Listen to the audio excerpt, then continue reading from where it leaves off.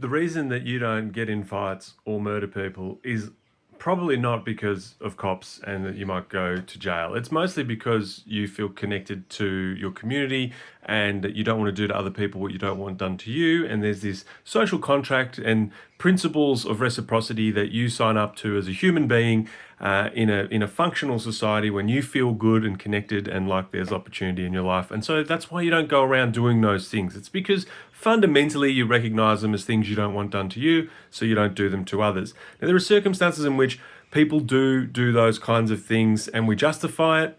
For instance, when people go to war and do that sort of stuff, we let cops belt people at protests for some reason.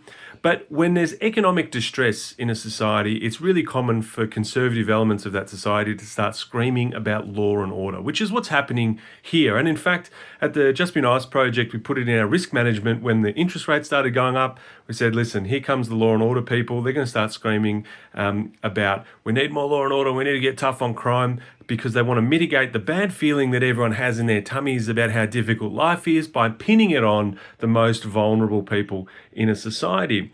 And to do that, then they want this punitive carceral kind of response. So lots of cops and mandatory sentencing type stuff. But cops are reactive. They can only go when something's happened. It's not a preventative strategy.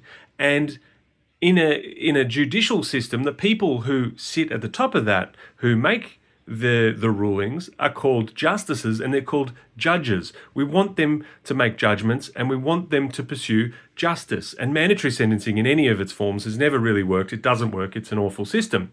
So what do? Well, it's worth looking at the lives and experiences of people who do participate or do antisocial acts or who get involved in these kinds of activities and finding ways to connect them to the social fabric of a society and a community, as opposed to just finding more ways to carcerally punish them when we catch them doing something. Because sometimes an antisocial reaction can be a logical reaction to something. For instance, and I'm not saying this is the case all the time, but for instance, let's say the last 5 times someone ran at you down the street, they hit you in the face, they punched you in the face for some reason.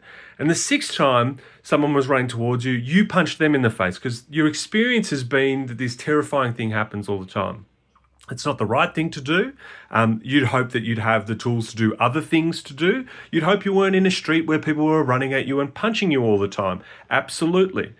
But if we can't look at a circumstance surrounding an event and go, let's look at the ways that sort of culture, community, opportunity have participated in making this happen, then we're not actually doing a job of preventing it.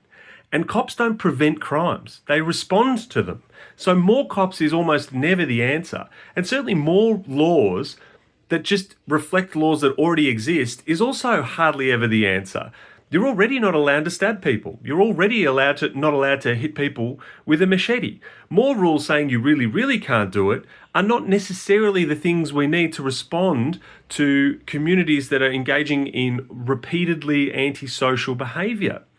When there isn't a law, or when you have a community of people who repeatedly skirt the letter of the law for their own gain, then we might need new legislation. For instance, when PricewaterhouseCoopers take money from the government to advise the government on making up laws about tax and then also charge international, multinational clients for information on how to avoid the same taxes that they're advising the government on, thus costing Australian taxpayers millions of dollars in 5 or 6 different directions. Yeah, in that case, maybe we need some more legislation to stop people doing stuff. But if the law is already you can't hit people with a knife, and then we go, but you really, really can't hit people with a knife, it's not really getting to the root of the issue or really actually even dealing with the circumstances surrounding antisocial behaviour that we do need to wind back, that we do need to stop.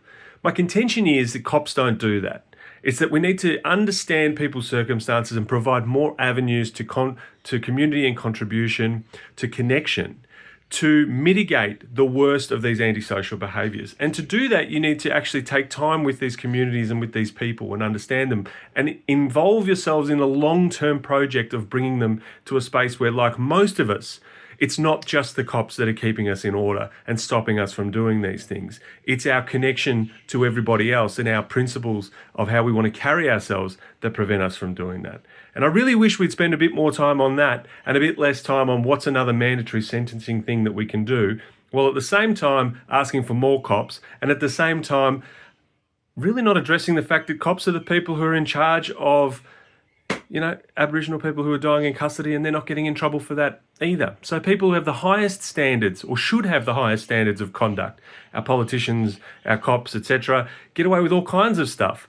And our most vulnerable people, who are in circumstances that, sometimes they respond to negatively because they don't have the tools and the opportunities and the understanding of how to respond better, they bear the brunt of all this law and order talk.